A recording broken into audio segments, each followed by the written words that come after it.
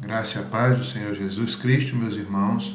Quero convidá-los a juntos nessa noite adorar ao nosso Deus. Mesmo em casa, os irmãos devem estar em adoração sincera, ouvindo a palavra de Deus, cantando louvores, participando ativamente. Deus abençoe cada um dos irmãos.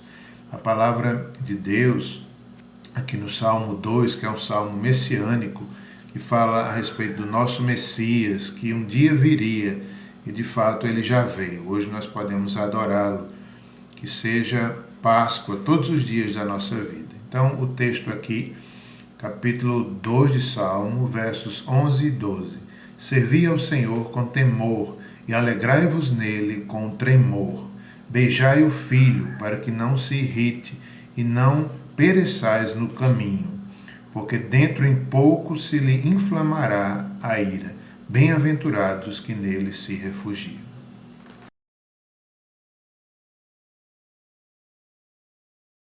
No primeiro dia da semana, Maria Madalena foi ao sepulcro de madrugada, sendo ainda escuro, e viu que a pedra estava revolvida. Então correu e foi ter com Simão Pedro e com outros discípulos, a quem Jesus amava, e disse-lhes: Tiraram do sepulcro o Senhor, e não sabemos onde o puseram. Saiu, pois, Pedro e o outro discípulo e foram ao sepulcro. Ambos corriam juntos, mas o outro discípulo correu mais depressa do que Pedro e chegou primeiro ao sepulcro. Abaixando-se, viu os panos de linho, deixados ali, mas não entrou. Chegando Simão Pedro, que o seguia, entrou no sepulcro e viu os panos de linho deixados ali. E o lenço que estivera sobre a cabeça de Jesus, e que não estava com os lençóis, mas deixado um lugar à parte. Então o outro discípulo, que havia chegado primeiro ao túmulo, também entrou. Ele viu e creu. Pois ainda não tinham compreendido a Escritura, que era necessário ressuscitar ele dentre os mortos. E voltaram os discípulos outra vez para casa. Maria, entretanto, permanecia junto à entrada do túmulo, chorando. Enquanto chorava, abaixou-se e olhou para dentro do túmulo.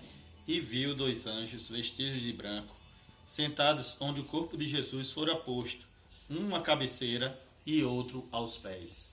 Então eles perguntaram: Mulher, por que você está chorando? Ela respondeu: Porque levaram o meu Senhor e eu não sei onde o puseram. Depois de dizer isso, ela se virou para trás e viu Jesus em pé, mas não reconheceu que era Jesus. Perguntou-lhe Jesus: Mulher, por que choras? A quem procuras? Ela, supondo ser ele o jardineiro, respondeu: Senhor, se tu o tiraste, dize-me onde o puseste, e eu o levarei. Disse-lhe Jesus: Maria. Ela, voltando-se, lhe disse, em hebraico, Rabone, que quer dizer mestre.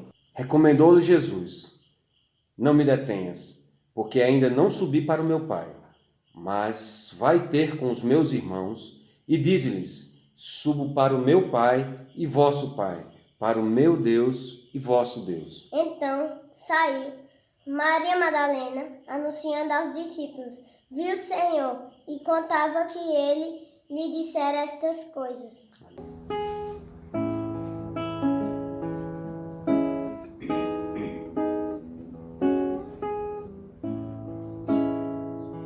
Um dia a gente aprende a confiar em um Deus que faz milagres, que ouve a nossa oração e se faz presente aqui. Um dia a gente aprende a dar um passo só de cada vez, mas sem dúvida,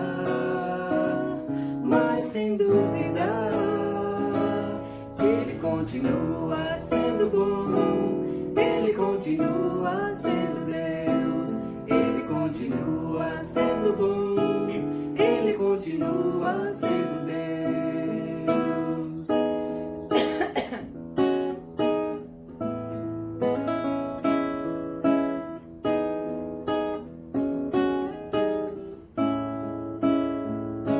Então chega o dia de viver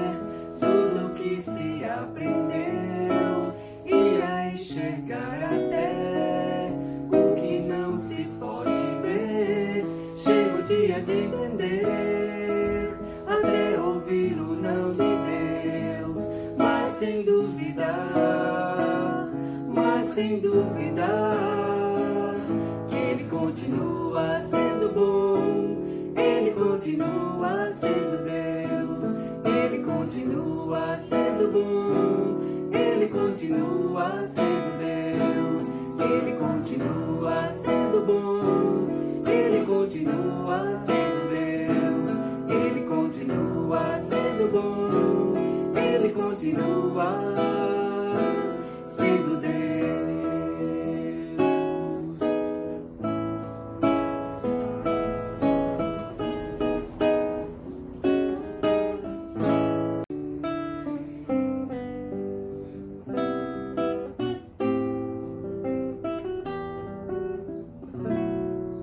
Ó Senhor, eu quero estar disponível em tuas mãos, minha vida em teu altar, em total consagração. Eu nasci pra te servir, sou escravo da tua graça, vem minha vida dirigir. És oleiro, eu sou barro em tuas mãos. Ó Senhor, eu quero estar disponível em tuas mãos, minha vida em teu altar, em total consagração. Eu nasci pra te servir, sou escravo da tua graça, vem minha vida dirigir. És oleiro, eu sou barro em tuas mãos. Ó Senhor, tu és meu Deus, és o oleiro e eu sou barro. Ó Senhor, tu és meu Deus, faz em mim, Senhor, somente o teu querer.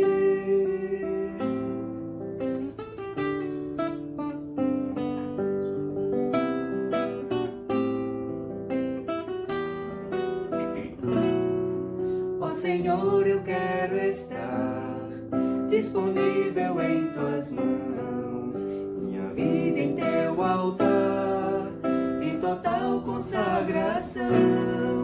Eu nasci pra te servir, sou escravo da tua graça, vem minha vida dirigir. És oleiro, eu sou barro em tuas mãos. Ó Senhor, tu és meu Deus, és o oleiro e eu sou barro. Ó Senhor, tu és meu Deus, faz em mim, Senhor, somente o teu querer. Faz em mim, Senhor, somente o teu querer. Faz em mim, Senhor, somente o teu querer.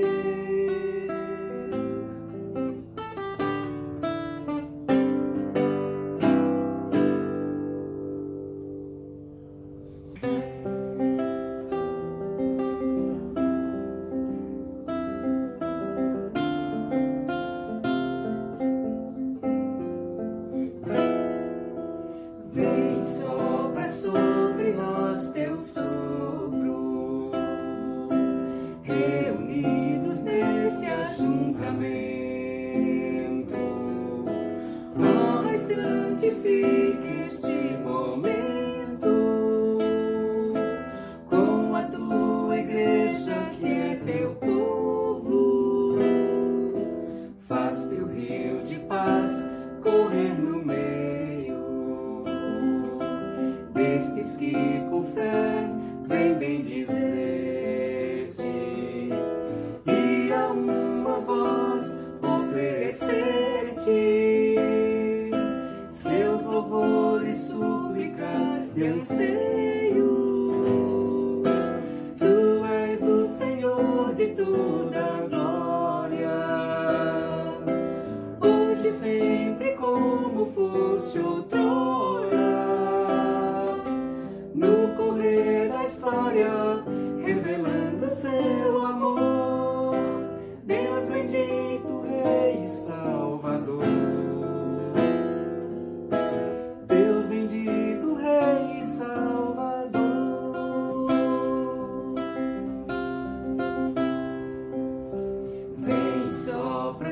sobre nós teu sopro, reunidos nesse ajuntamento, honra e santifica este momento,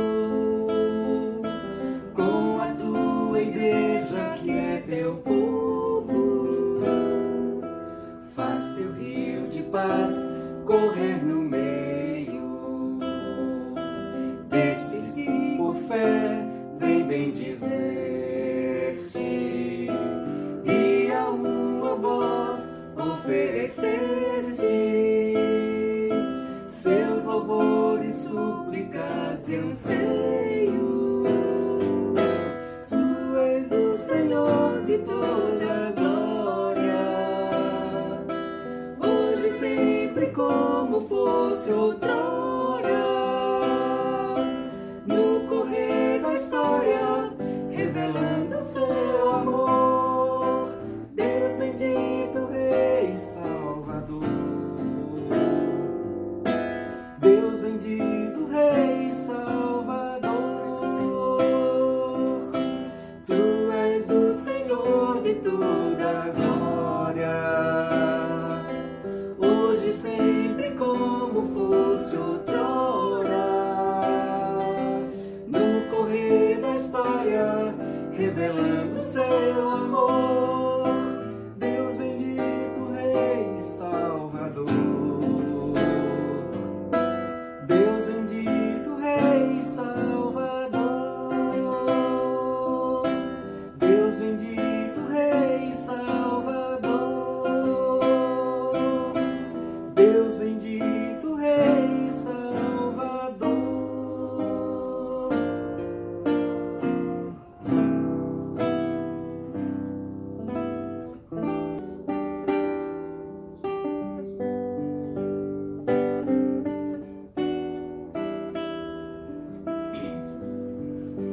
Graças eu te dou, Pai, pelo preço que pagou, sacrifício de amor que me comprou, ungido do Senhor, pelos cravos em tuas mãos.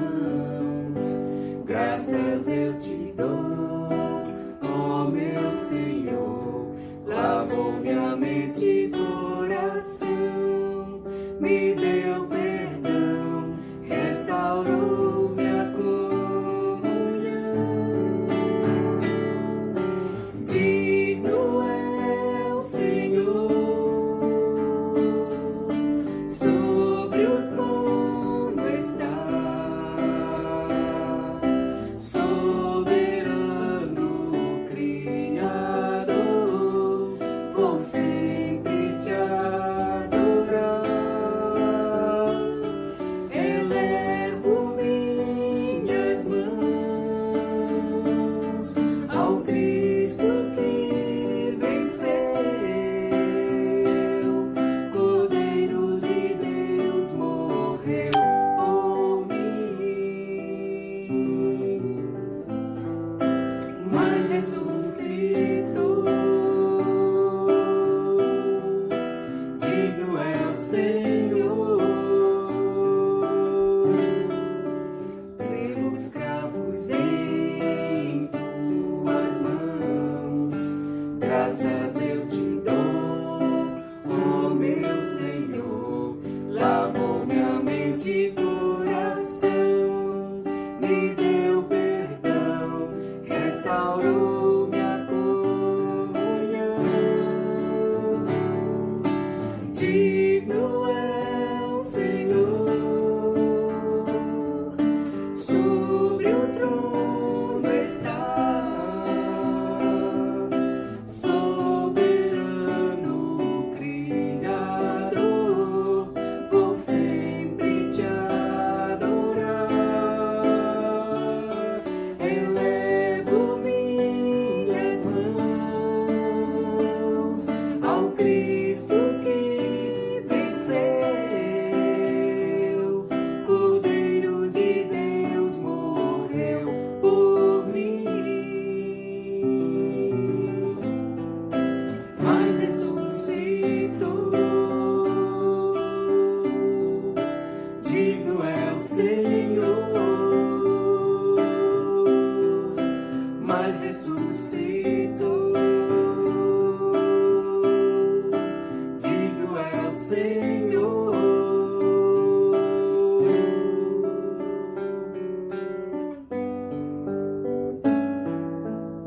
Graça e paz do Senhor Jesus Cristo, meus irmãos. Nós hoje temos comemorado a Páscoa. Queremos trazer uma reflexão no livro de 1 Coríntios, capítulo 15, versos de 1 a 19. Eu não vou ler todo o texto bíblico, apenas vou ler os versos iniciais e os últimos.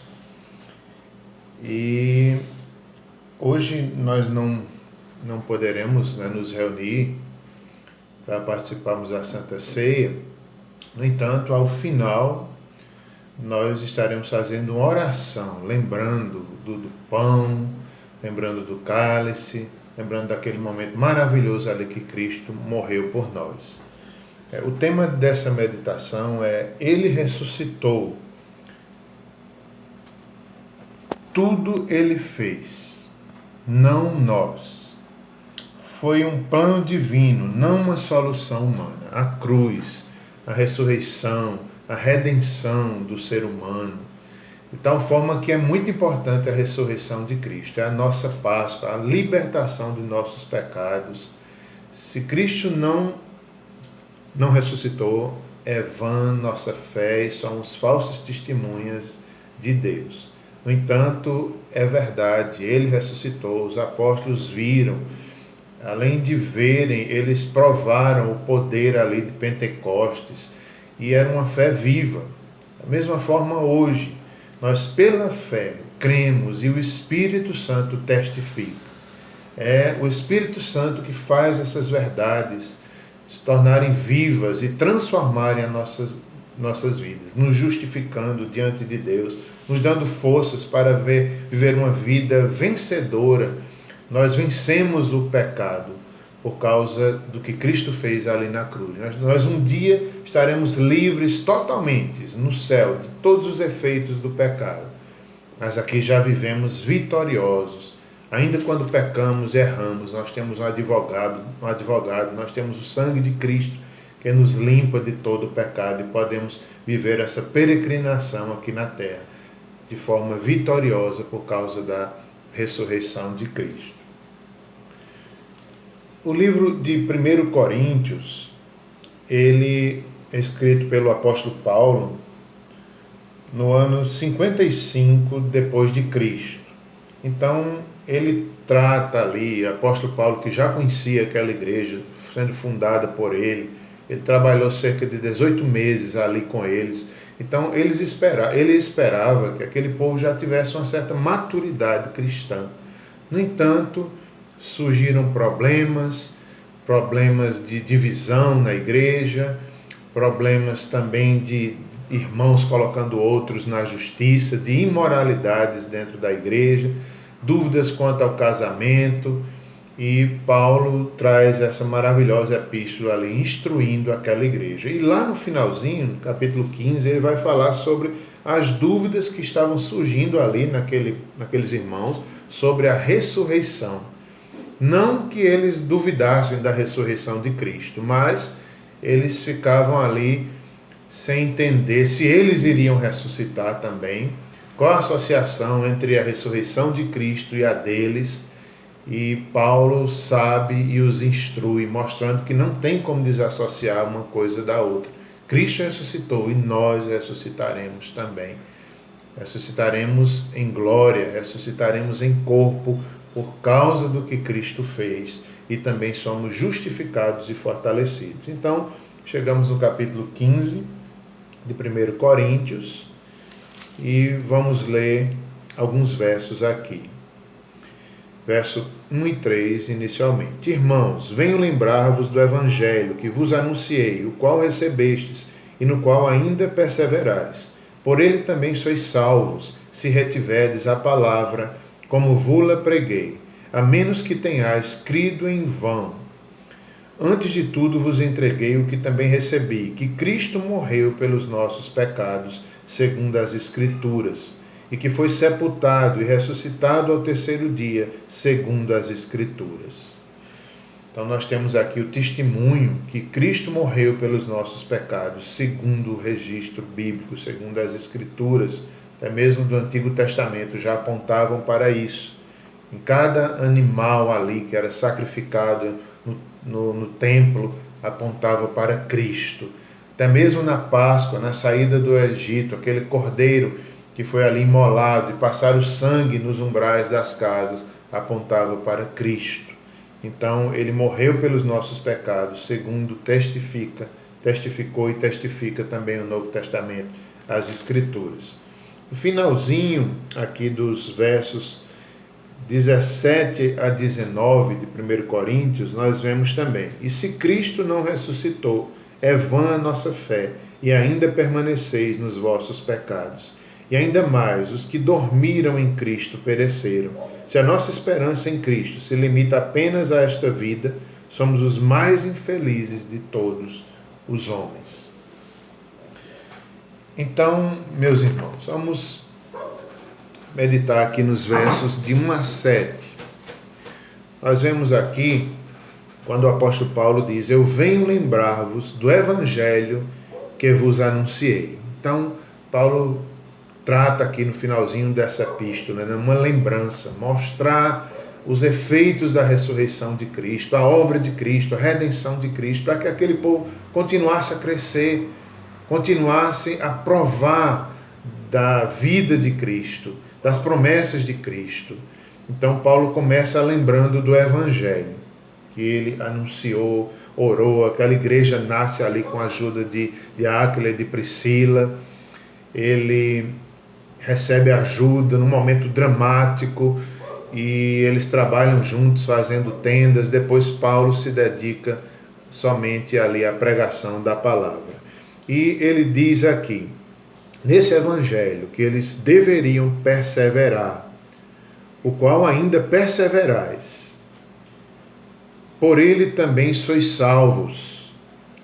Cristo morreu pelos nossos pecados, segundo as Escrituras, e que foi sepultado, ressuscitou ao terceiro dia, apareceu a Cefas, depois aos 12, foi visto por mais de 500 irmãos, visto também por Tiago e por todos os apóstolos. Então, Paulo traz aqui essa defesa, esse ensino, lembrando a eles não podiam esquecer disso, isso era a razão da fé, isso era uma doutrina básica ali do cristianismo.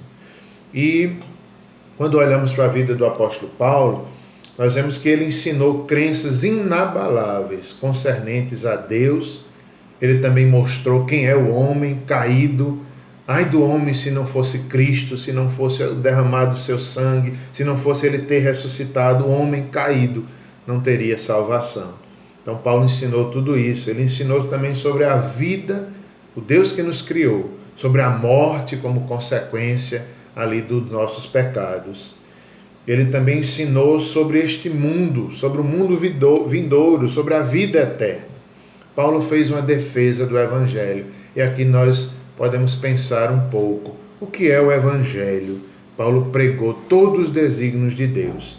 Então, Paulo pregou sobre a universalidade do pecado. Todos os homens estavam perdidos. Se não fosse o sangue de Jesus, se não fosse a ressurreição que os justificaria. Paulo pregou também sobre o juízo final, o juízo divino sobre pecadores, mas Cristo toma sobre si as nossas dores, nossos pecados e recebe o juízo divino em nosso lugar.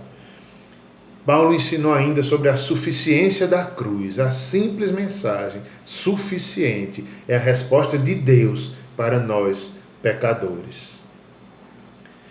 Ele fala, essa experiência de Paulo, do nascer da igreja de Corinto, foi depois que ele passou por Atenas, ele chega a Corinto, então ele chega provavelmente animado, ali defendendo mais ainda a mensagem da cruz, simples, mas diante dos filósofos, ele confirma certamente a mensagem tão simples e poderosa, a verdadeira sabedoria. Inclusive ele fala aqui no início de 1 Coríntios, a verdadeira sabedoria, que é Cristo.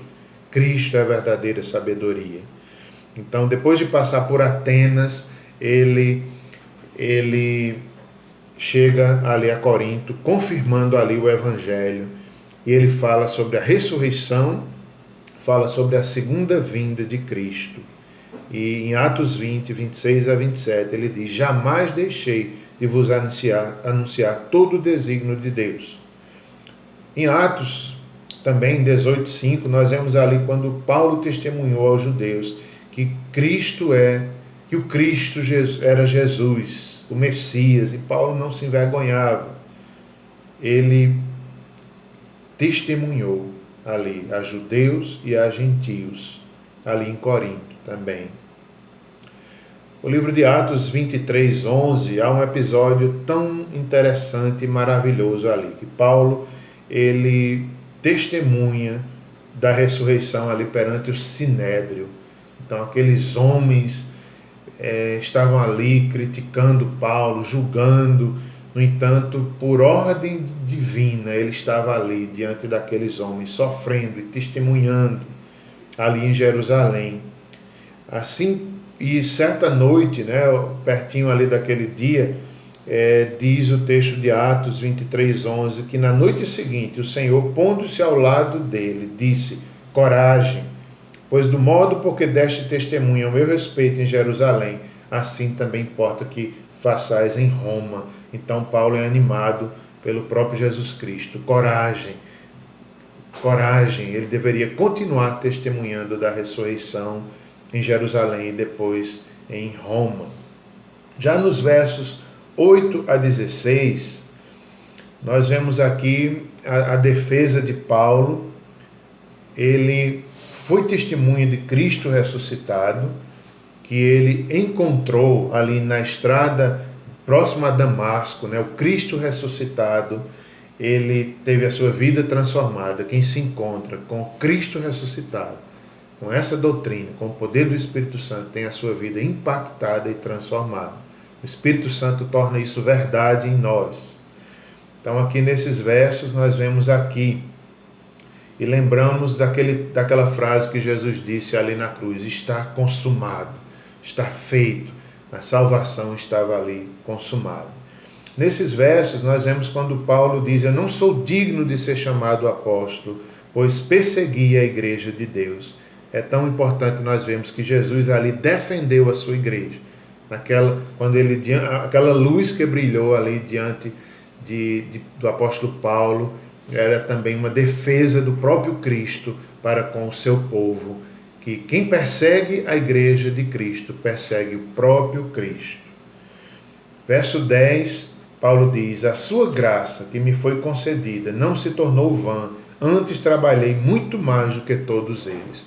Então Paulo era apóstolo pela graça, resultado do próprio evangelho transformando a sua vida, resultado da justificação, da santificação e da glorificação também, a promessa da glorificação que Paulo cria, que ele ensina inclusive aos Romanos 8, verso 29. E Paulo trabalhou, se tornou um vaso útil. Ele não tinha medo da morte, ele enfrentava de cidade em cidade perigos de vida, naufrágios, com aquela esperança. Ele sabia que a morte não era o fim. A morte física não era o fim. Por isso que Paulo trabalhou.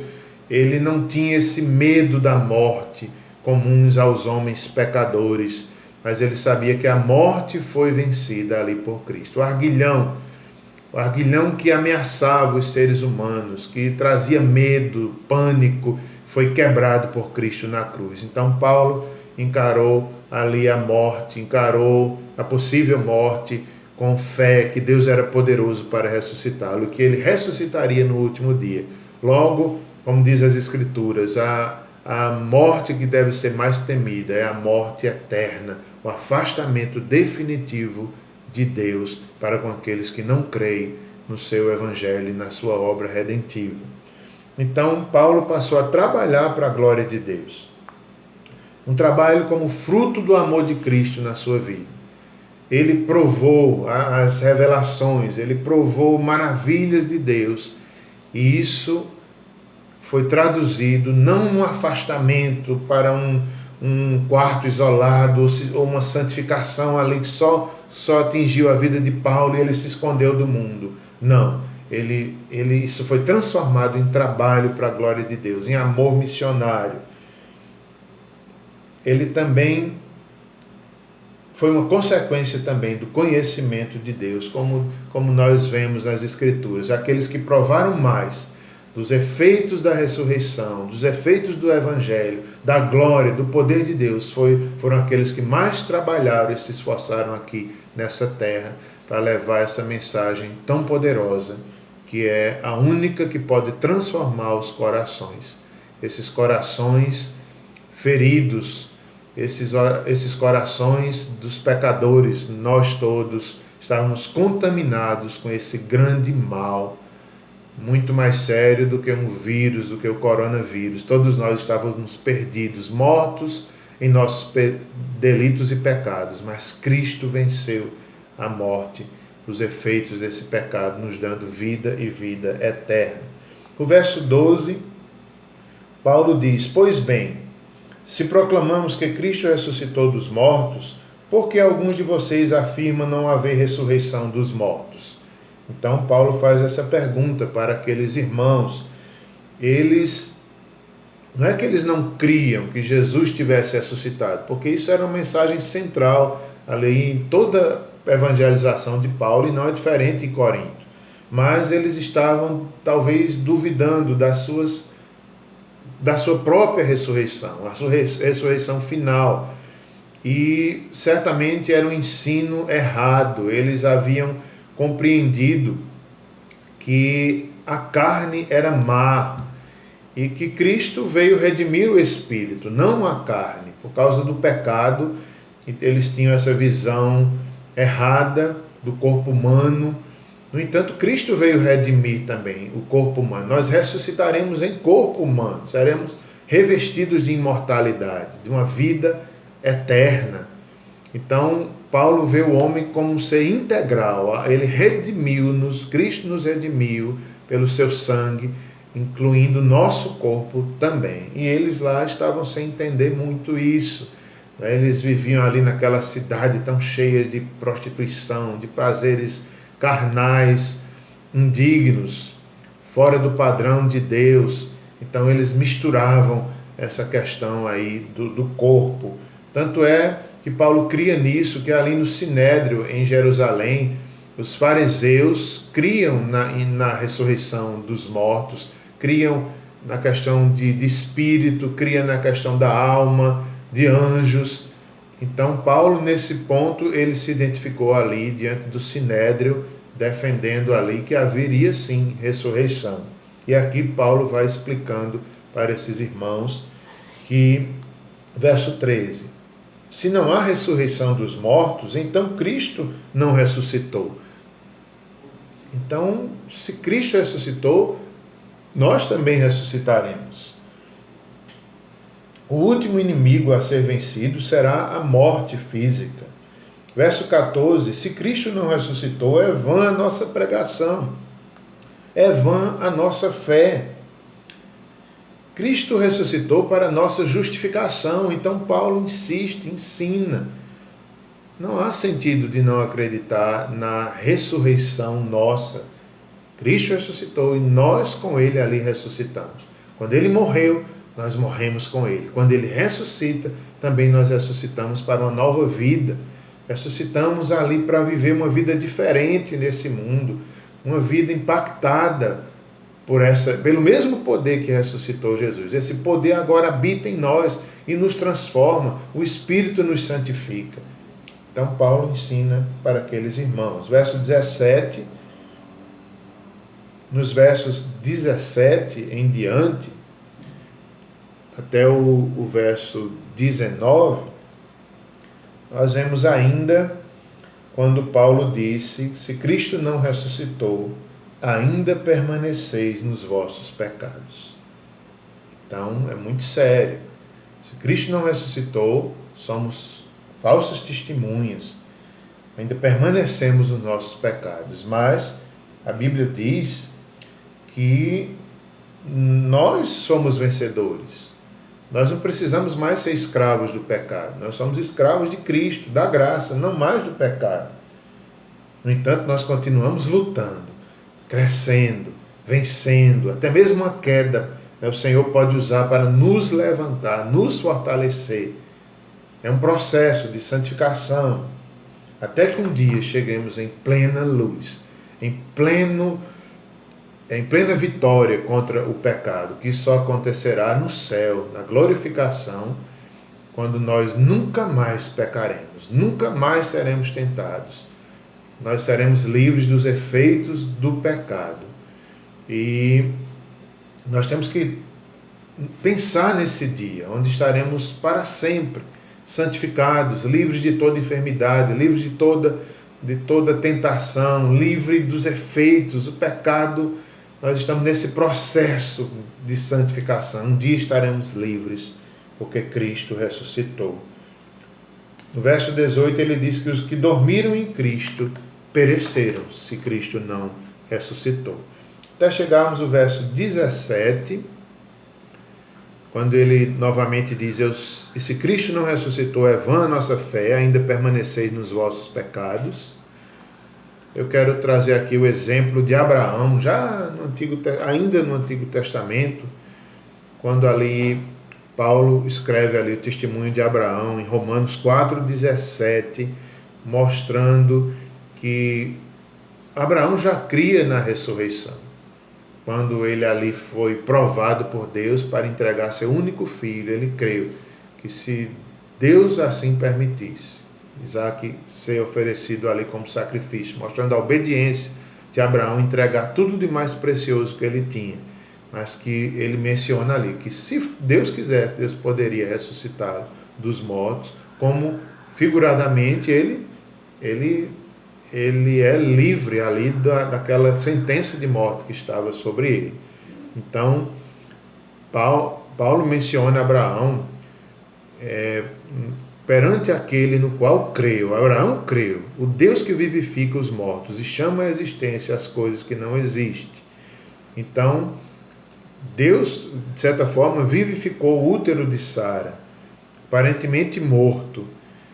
Ele creu. Abraão creu sim. Em Gênesis 22 nós temos ali aquele episódio quando ele crê que Deus poderia ressuscitar Isaac. Também nós vemos esse poder da ressurreição na vida restaurada em Cristo.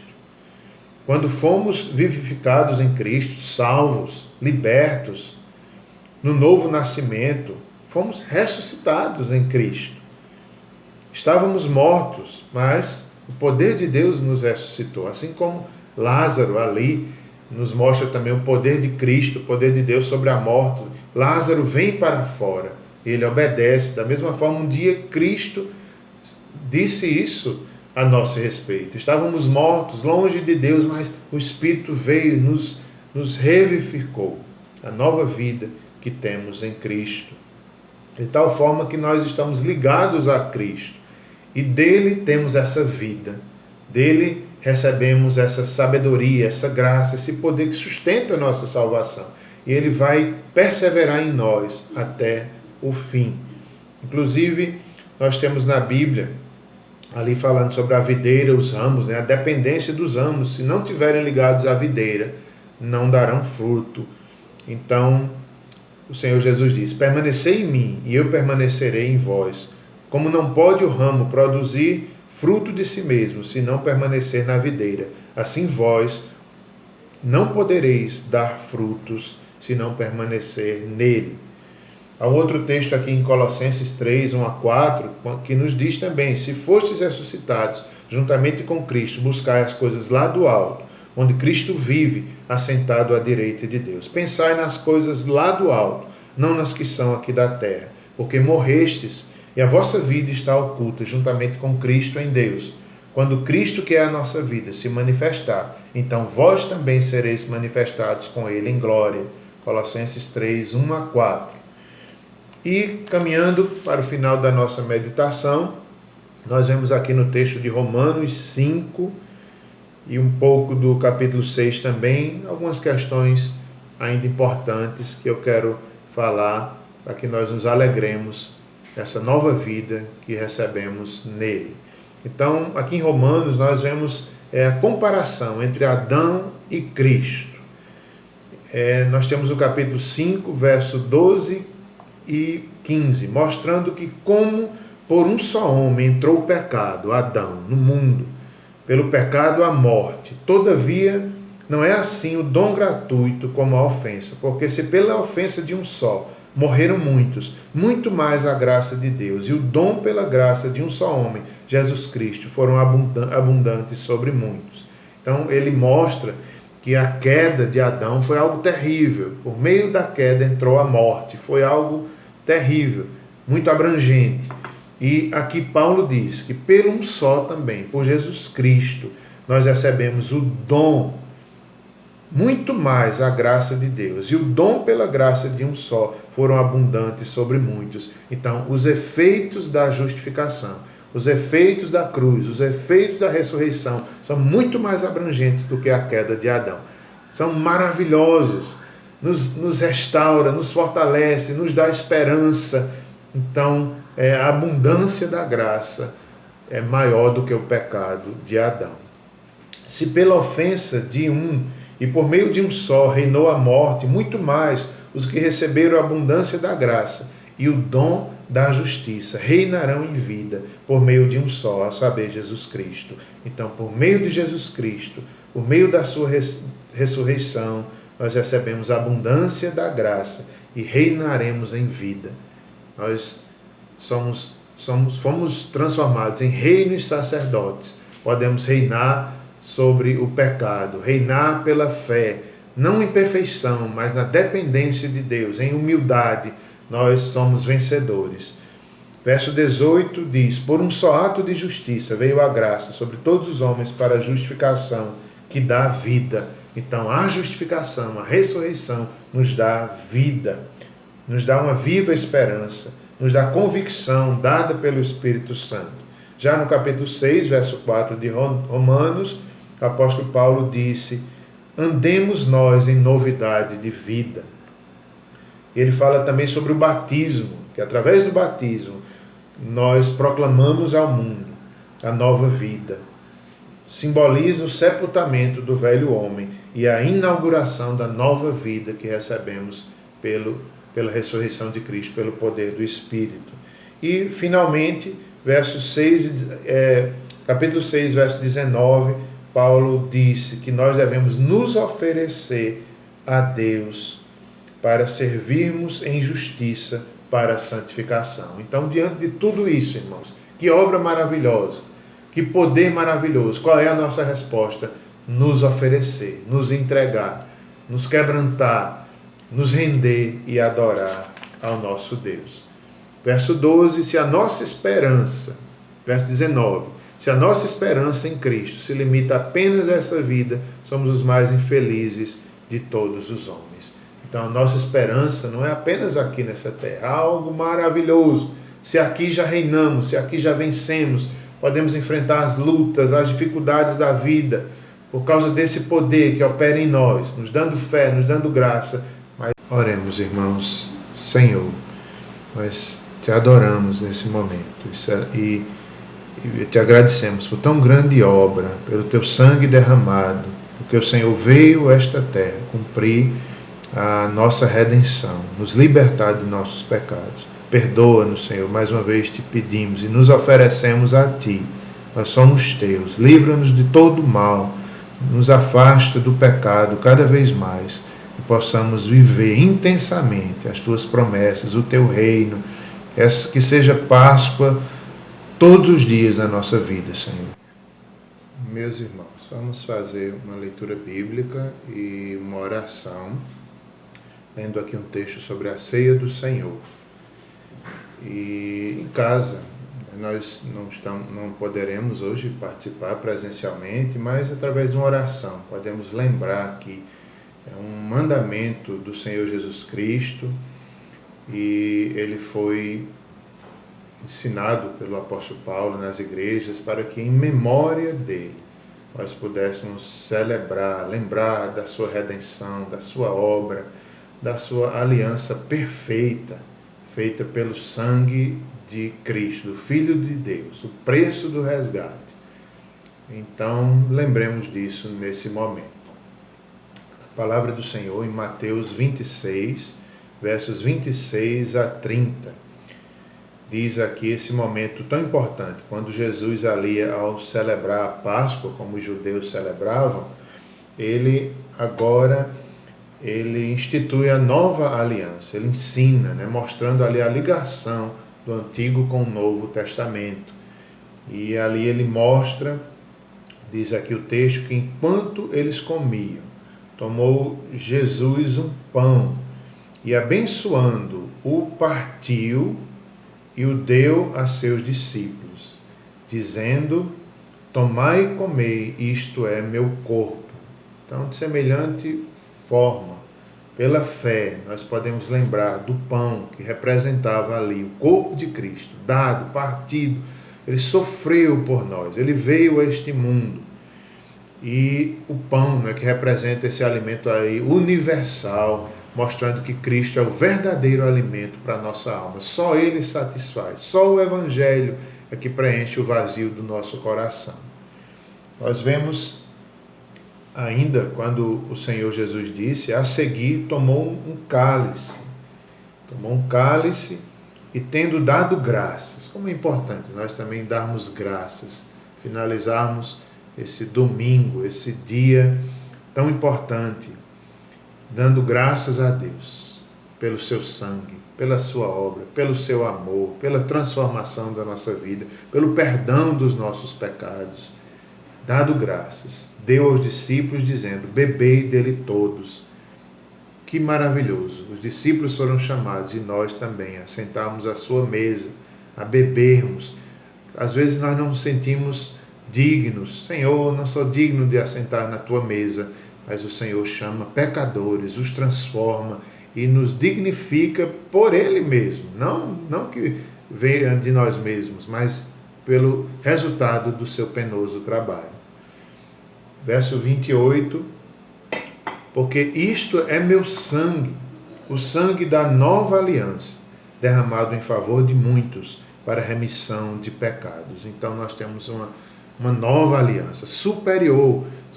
Nós vemos em Hebreus 9, 20, quando o autor aos Hebreus nos explica a superioridade da nova aliança, não por meio de sangue de bodes ou de bezerros. Aqui Jesus como sumo sacerdote, o sacerdote da antiga aliança, ele entrava uma vez por ano, levando ali sangue de animais. Ali representava o sangue de Cristo. No entanto, Cristo é o sumo sacerdote, como diz o texto, continuando aqui, mas pelo seu próprio sangue entrou no Santo dos Santos, uma vez por todas. Não precisa ser mais todos os anos, mas Cristo já se entregou ali, derramou o seu sangue como sumo sacerdote, uma vez por todas. Está consumado. O problema da humanidade, o problema do pecado está resolvido, tendo obtido uma eterna redenção. Então, é eterna. Senhor, em Tua presença continuamos orando, nos entregando a Ti, com todo o nosso ser, com tudo que nós somos, de forma integral, Senhor. Livra-nos do mal, ajuda-nos a vivermos assim, nos entregando a cada dia, em novidade de vida, com essa esperança viva em nosso coração. Oramos em nome de Jesus. Amém. A maravilhosa graça do nosso Senhor e Salvador Jesus Cristo, o amor de Deus Pai Todo-Poderoso, as consolações e o poder do Espírito Santo sejam sobre cada um de vós e sobre todo o povo de Deus, espalhado por toda a terra, desde agora e para sempre. Amém.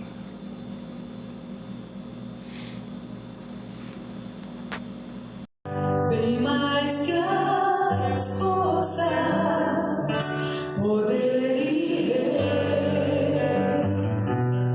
que a natureza e tudo que se fez, bem mais que tudo criado por tuas mãos. Deus fez início, meio e fim, bem mais que os mares, bem mais que o sol.